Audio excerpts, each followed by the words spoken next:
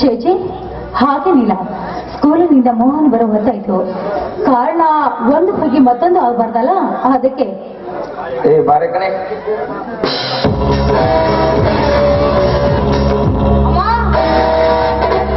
ಇವ್ರು ಯಾರಮ್ಮ? ಇವ್ರನ್ನೇ ಕಿತ್ತಬೇಕು ನಿಂತಿರುವೆ.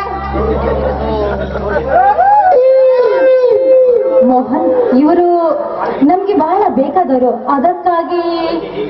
ಅದಕ್ಕೆ ಹೀಗೆ ನಡತೆ ಇಲ್ಲದೆ ನಡೆದುಕೊಳ್ಳುವುದೇ? ನಿನ್ನಂತವಳಿಗೆ ನನ್ನ ತಾಯಿ ಎಂದು ಹೇಳಿಕೊಳ್ಳುವುದಕ್ಕೆ ನನಗೆ ನಾಚಿಕೆ ಆಗುತ್ತದೆ. ಏನೋ ರಾಸ್ಕಲ್, ನಿನಗೆ ನಾಚಿಕೆ ಆಗ್ತಾ ಇದೆಯಾ? ಎಷ್ಟೇ ಆದ್ರೂ ಆ ಔಷಧ ರಕ್ತ ಅಲ್ವೇ, ಅದಕ್ಕೆ ಹೀಗೆ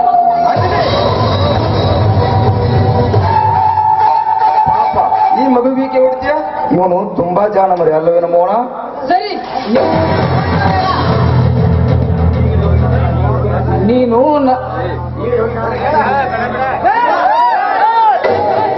ಈಗಲೇ ಹೋಗಿ ನಾನು ನನ್ನ ತಂದೆಗೆ ಹೇಳುತ್ತೇನೆ. ಏನಲ್ಲೇ ತಂದೆಗೆ?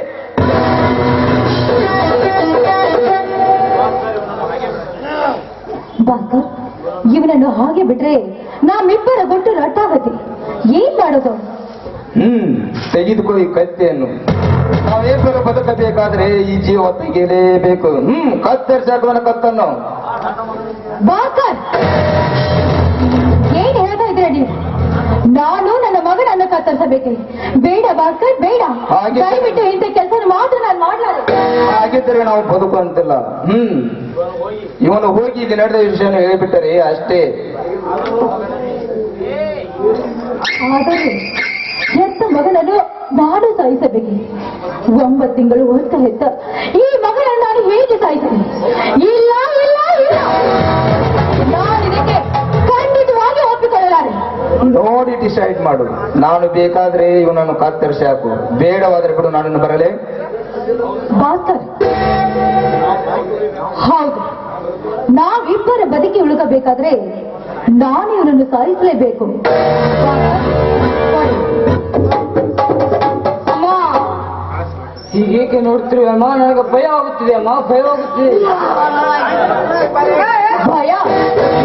ಅದು ನಿನ್ನಂತ ಬೆಪ್ಪನಿಗೆ ಭಯವೇ? ಈ ವಿಷಯನ್ನು ಆ ನಿನ್ನ ತಂದೆ ಮುಂದೆ ಹೇಳ್ತೀನಿ ಅದಲ್ಲ. ನೀನು ಬದುಕಿದ್ರೆ ತಾನೇ ಸಾಯೋ ಸೂಳೆ.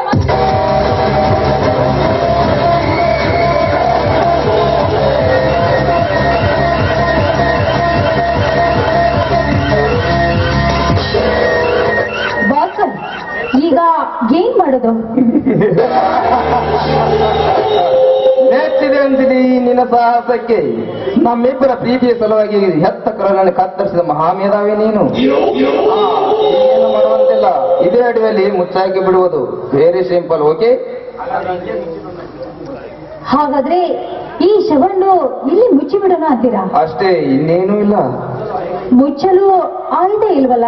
ಹಾಗಾದ್ರೆ ಆ ಗಿಡದ ಟೊಂಗೆಯಲ್ಲಿ ಬಿಸಾಕಿ ಬಿಡು. ಯಾವುದಾದ್ರೂ ಹುಲಿ ತೋಳ ತಿಂದುಂಡು ಹೋಗ್ಲಿ. ಬೇಡ ಬೇಡ ಬೇಡ, ಆ ಹರಿಯುವ ನದಿಯಲ್ಲಿ ಬಿಸಾಕಿ ಬಾ.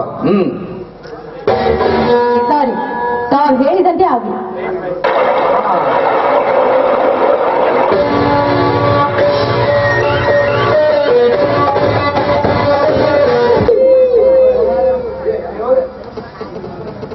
ಹಾಗಾದ್ರೆ ನಾ ಇನ್ನು ಬರ್ಲೆ?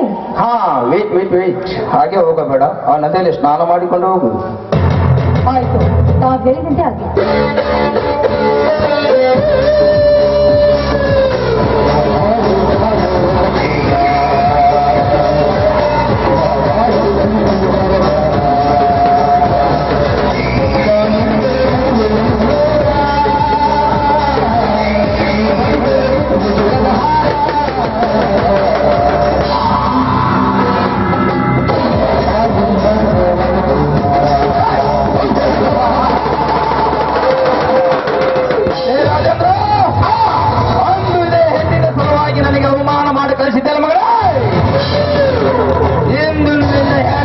ನನ್ನ ಸೂಳೆ, ನಿನ್ನ ಮಗ ಮನ್ನ ಪಾಲ.